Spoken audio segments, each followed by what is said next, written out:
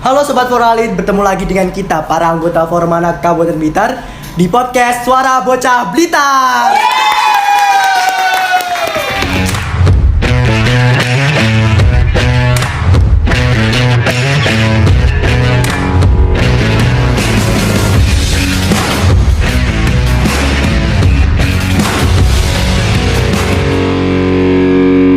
Kali ini kita akan meminta pendapat dari anggota Formanak Kabupaten Blitar tentang isu-isu suara anak di wilayah Kabupaten Blitar ini. Sebelumnya, Kak, tolong dong perkenalan nama, sekolah, umur. Oke. Perkenalkan, saya Putra Dharma Winarko, umur saya 16 tahun. Saya sekolah di SMA 1 Serengat. Wah. Kelas berapa, Kak? Kelas berapa? Aku kelas 11 ini, naik kelas 11 ini. Oke, halo semua. Perkenalkan, nama saya Muhammad Azim Malik. Usia saya 16 tahun. Saat ini saya sekolah di MAN 1 Blitar. Wah, tepuk tangan dulu dong. Wow, nah kakak ini sangat hebat ya. Sekolah di salah satu sekolah favorit di Kabupaten Blitar. Boleh ceritakan dong, Kak, sekolah di situ tuh bagaimana? Terus kakak ini mungkin ikut organisasi atau memiliki prestasi apa yang membanggakan mungkin? Saya dulu ya. Silakan. Oke. Saya di sekolah itu, kesan saya di sekolah itu ya enak aja, ketemu temen. Oke. Ya asik-asik biasa. Untuk organisasi saya di sekolah itu ikut ekstra sih sebenarnya. Ekstra apa, Kak? Pramuka. Jadi pramuka di SMA 1 Serengat, dan untuk di SMA 1 Serengat saya juga menjabat sebagai putra semangat duta. Wow, keren kali. Monggo. Udah ini. Oke, kalau aku apa yo? Kayaknya nggak ada yang spesial dari diri saya sendiri. Tapi kayaknya kalau saya masuk sekolah MAN 1 Blitar itu karena paksaan orang tua harus masuk MAN dan ada Islamnya. Jadi ya mau nggak mau harus tetap ke sana. Terus waktu saya masuk ke MAN 1 Blitar itu ya seperti maknya tadi, di sana ketemu banyak teman dan banyak organisasi-organisasi yang ada dalam sekolah itu. Dan di sana saya pertama kali masuk MAN itu sudah ada keinginan untuk daftar, namanya itu MPK. MPK itu Majelis Permusyawaratan Kelas. Oke. Setelah saya masuk MPK itu, saya langsung dipromosikan jadi wakil ketua umum di MAN 1 Blitar. Karena nggak tahu saya apa tujuannya kok saya tiba-tiba dijadikan wakil ketua umum MPK di MAN 1 Blitar. Tapi ya karena udah dikasih amanah seperti itu, saya ya dijalani aja sebisa mungkin, semaksimal mungkin. Jadi Kakak Adi Malik ini menjabat jadi ketua wakil dari MPK di MAN 1 Blitar. Wah, tepuk tangan. Nah, kakak-kakak ini sangat keren bukan? Nah, aku jadi insecure guys. Langsung saja kita langsung ngebahas ke awal judulnya tadi ya, Kak. Oke. Jadi kan sekarang mau ngebahas beberapa isu di Kabupaten Blitar. Terus ada isu gini, Kak. Banyaknya teman-teman di sekitar kakak itu banyak yang putus sekolah kan. Terus langsung lanjut kerja. Bagaimana sih tanggapan kakak, atau kakak mungkin mempunyai edukasi biar teman-teman tuh jangan sampai putus sekolah dan bekerja? Untuk teman-teman yang putus sekolah itu, saya punya satu teman itu dia putus sekolah dari SMP. Nah, dia itu mungkin sudah nggak ada motivasi untuk melanjutkan ke jenjang SMA. Dan dia lebih memilih untuk bekerja di salah satu usaha las kalau nggak salah. Bengkel las gitu. Bengkel las. Tapi itu sangat disayangkan karena biasanya untuk jenjang pendidikan di Indonesia itu kan minimalnya itu SMA ya. Dan lebih baik lagi untuk diteruskan ke kuliah. Nah, untuk teman-teman kayak gini ini mungkin dia lebih ke keterbatasan ekonomi, jadi dia lebih memilih kerja. Tapi diusahakan untuk teman-teman sekalian nih, itu untuk bisa melanjutkan ke jenjang SMA dan bisa meneruskan pendidikan yang layak, sehingga untuk masa depan juga lebih terjamin. Dan untuk menghindarinya ya itu harus mengumpulkan motivasi, terus punya circle pertemanan yang baik, itu juga mendukung untuk menambah motivasi untuk bersekolah. Nah, Ya. itu kan Kak, itu kan teman Kakak kan. Iya. Nah, apakah orang-orang di sekitar atau kayak kepala desa atau camat atau bahkan bupatinya atau orang-orang guru-gurunya Iya. itu nggak ada niatan untuk menarik siswa tersebut agar bisa sekolah? Kan katanya keterbatasan dengan ekonomi. Oke kan? Apakah nggak ada beasiswa atau gimana gitu Kak? Gini, untuk keterbatasan ekonomi itu mungkin tadi cuma persepsi saya sendiri. Oke. Jadi dia mungkin lebih milih ke bekerja. Tapi untuk sekolah sendiri itu kan juga biasanya belum tahu untuk keterusannya dia mau. Ngapain gitu ya? Iya. Oke. Jadi ini lebih ke niatan anaknya sendiri gitu sih. Mungkin dari lingkungannya itu juga sudah menyarankan Oke. untuk lebih baik itu ke SMA saja, Oke. ke SMA saja.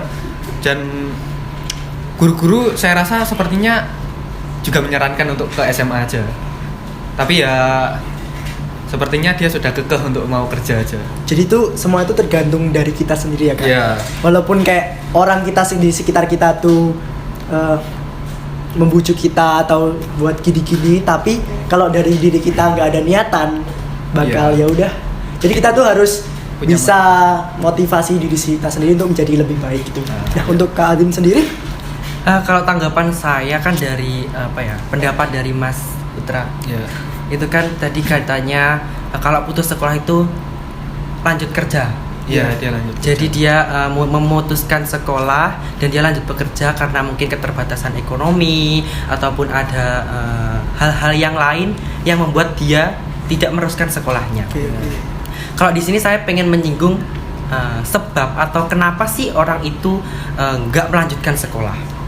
Yang disinggung yang pertama tentang keterbatasan biaya. Yang kedua karena pergaulannya terlalu bebas dan tidak ada yang mengingatkan. Kenapa kok saya menyinggung tentang pergaulan yang bebas? Karena kalau kita bergaul dengan anak-anak di forum anak seperti ini, kita nggak mungkin putus sekolah. Kenapa bisa nggak mungkin? Karena di sini semua anaknya berpendidikan. Dan circle-nya pun juga bermutu ya Kak? Betul. Tapi beda kalau kita berteman dengan orang-orang yang ada di luar sana yang mungkin bisa disebut dengan anak pang yang di jalanan yang nggak punya kehidupan, no life lah ya bahasanya. Itu kita secara nggak langsung dalam hati itu punya keinginan untuk gimana kalau putus sekolah aja. Gimana kalau ikut kalau dalam bahasanya membambung. Iya, iya. Jadi Jadi kembali kan kayak kembali lagi dari kita. Siapa pertemanan yang membuat kita menjadi lebih baik ataupun membawa kita ke hal yang lebih buruk. Selain itu mungkin karena ada satu kegiatan yang sering sekali dilakukan oleh anak-anak remaja, yaitu pacaran. Itu satu kata yang bisa merubah segalanya. Oke. Jadi kayak pacaran itu juga berdampak negatif ya buat. Iya banget, pacaran itu nggak ada positifnya kalau kalian tahu. Kenapa kok saya bilang pacaran? Kalau kita pacaran cowok kan jalan gitu ya, nggak mungkin kalau kita pacaran itu cuma ya udah jalan atau sekedar hangout, liburan bersama atau gitu-gitu, nggak mungkin. Tapi kalau kita pacaran dan apalagi ditambah dengan circle pertemanan yang nggak baik, dalam pacaran itu kita pasti ingin atau hawa nafsu kita mengajak kita untuk hal-hal yang tidak diinginkan. Oke, disclaimer ya guys. Pacaran itu bukannya nggak boleh, boleh aja. Tapi ambil positifnya aja loh. Kayak misal kita punya pacar nih, kalau dia baik, positif ya lanjutin asal jangan aneh-aneh.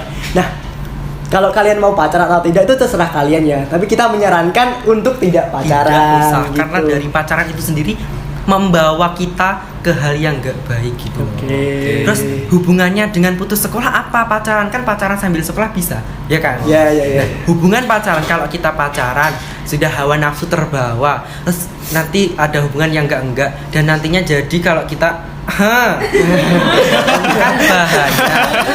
Hanya itu apa disclaimer ya? Hamil ya Kak ya? Oke. Hamil maksudnya itu.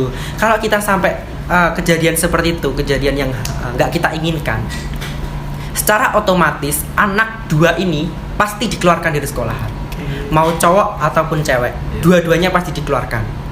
Dan dikeluarkannya ini nggak mungkin kalau ya wes kamu hamil aku tak lanjut apa, nggak mungkin. Oke. pasti keluarganya juga ikut andil dalam permasalahan tersebut. Kenapa kok ikut andil?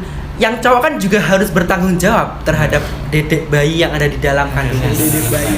Jadi mau nggak mau, yang cowok harus bekerja seperti yang disinggung oleh Mas Putra tadi. Iya. Jadi itu menjadi salah satu kenapa banyak sekali kasus putus sekolah di Kabupaten Blitar ini. Oke, wah. Nah, mengenai cerita dan pendapat Kak Alim tadi, apakah dari lingkungan Kak Alim atau dari pengalaman Kak Alim sendiri yang dapat hal tersebut? Kalau pengalaman dan orang di sekitarku itu ada di lingkungan daerah di rumahku, tapi kan kita nggak perlu menyebutkan apa alasannya kenapa dia putus sekolah. Jadi ada hal-hal yang membuat dia putus sekolah dari beberapa yang sudah saya sampaikan tadi. Nah, disinggung dari awal putus sekolah, bekerja, lalu menikah dini kan Kak. Apakah orang di sekitar kakak ini ada orang yang melakukan pernikahan dini bahkan atau sampai menjadi korban pelecehan seksual? Kalau di daerahku sendiri ada, tapi kelihatannya dia bukan korban pelecehan seksual, tapi emang dia pacaran dan melakukan hal yang tidak baik sampai menimbulkan kejadian yang enggak.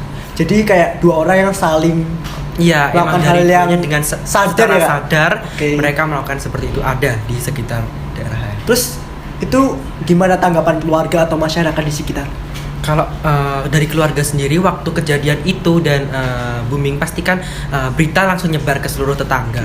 Kalau orang tua sendiri langsung menyembunyikan apa ya istilahnya, mengurung anaknya sendiri di rumah, jadi nggak boleh keluar. Jadi kayak keluarga tetangga sekitar tuh kayak bertanya-tanya, di mana sih anak ini kok nggak kelihatan setelah kayak gitu. Tapi selain itu berita itu tetap menyebar luas ke tetangga semua. Oke. Tapi kedua belah pihak itu dinikahkan atau tidak? Iya, dinikahkan, tapi karena mungkin usianya belum memenuhi syarat, mereka nikahnya nikah secara agama, secara siri kan, nikah siri. Sampai sekarang anaknya udah lahiran atau mereka udah cerai? Mereka masih punya hubungan suami istri, tapi ya itu tadi pernikahan secara agama aja. Dan sekarang kelihatannya yang memenuhi kebutuhan dari si dedek bayi itu adalah kedua orang tua dari si anak itu. Iya. Jadi anaknya dua-duanya sudah putus sekolah, nggak bisa sekolah lagi, tapi yang menghidupi keluarga kecilnya itu dari kedua orang tuanya. Kalau boleh tahu berapa sih Kak usianya? Kalau usia anak kelas 1 SMP itu kira-kira berapa? 13 tahun. Ya, 13 tahun. Ya, sekitar 13 segitu. tahun. Jadi udah kayak anak masih aja anak kecil ya? Masih anak kecil di bawah Iya. kita semua kan di sini gitu. Untuk Kak Putra ada nggak sih? Itu sebenarnya saya nggak kenal sih, tapi itu ada dulu isu, dan mungkin saya dengar dari orang itu ada anak sekitar SMP kelas 9 mungkin Mau SMA? ya mau SMA, itu dia mungkin melakukan ya tadi yang katanya Mas itu Melakukan hal yang senonoh ya? ya melakukan hal yang Tidak nggak patut senonoh. ditiru. Ya tidak patut ditiru itu. Terus dia hamil Oke.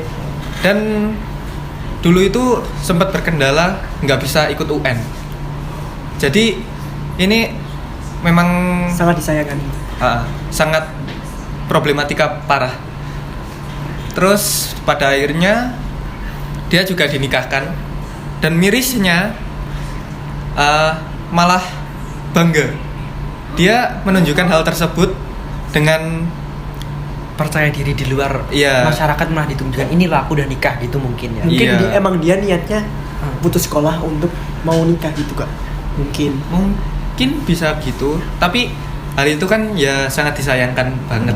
Seharusnya hal tersebut itu disembunyikan karena hal itu adalah suatu hal yang tabu yang nggak perlu disebarluaskan ke seluruh masyarakat, tapi seperti yang dikatakan Mas Putra malah diberitakan, malah apa ya istilahnya, Ya, ditunjukkan ke halayak. saya juga nggak tahu sih untuk keterusannya bagaimana, tapi hal itu dampaknya sangat negatif, di mana dia juga nggak bisa lanjut sekolah, dan dia juga mungkin lebih membebankan kepada orang tuanya mungkin. Walaupun saya rasa sepertinya pasangan dari orang ini sepertinya sudah bekerja juga. jadi menikah dengan orang yang lebih tua gitu? Ya masih mungkin ya 2 tahun di atasnya mungkin. Nah, mengenai kasus tersebut nih Kak, kan mereka udah mempunyai anak. Nah, itu Ya. anak-anaknya kemungkinan ada perundungan atau bullying nggak?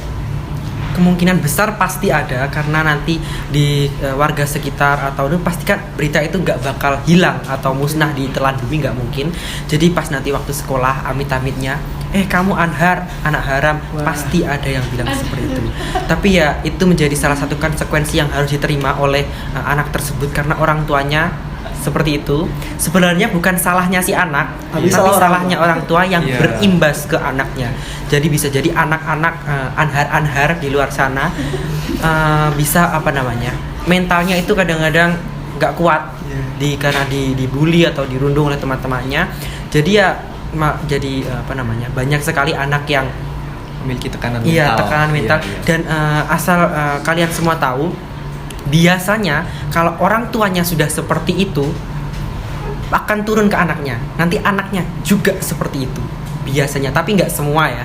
Nggak semua. Disclaimer, ini nggak semua, tapi sering-sering kalau orang tuanya gitu, anaknya pasti gitu. Nanti kalau anaknya gitu, anaknya nanti juga begitu. Tapi itu kembali lagi ke diri Ke masing-masing. ya, Kalau guys. anaknya bisa menyaring hal-hal yang baik, bisa ikut seperti kita forum anak gini, pasti kan lebih sadar dan membuka mata kalau pernikahan ini tuh nggak layak buat anak-anak yang di bawah umur. Iya. Jadi ikut forum anak ini cukup membantu ya bagi Bantu. anak-anak, bagi teman-teman kita yang mungkin mau ikut forum anak untuk menunjukkan jati diri atau mengembangkan bakat minat tersebut. Itu hal yang sangat positif. Ya. Nah, mengenai hal tersebut, ini adalah akhir dari episode kali ini. Maka kita akan berjumpa lagi di minggu-minggu depan. See you.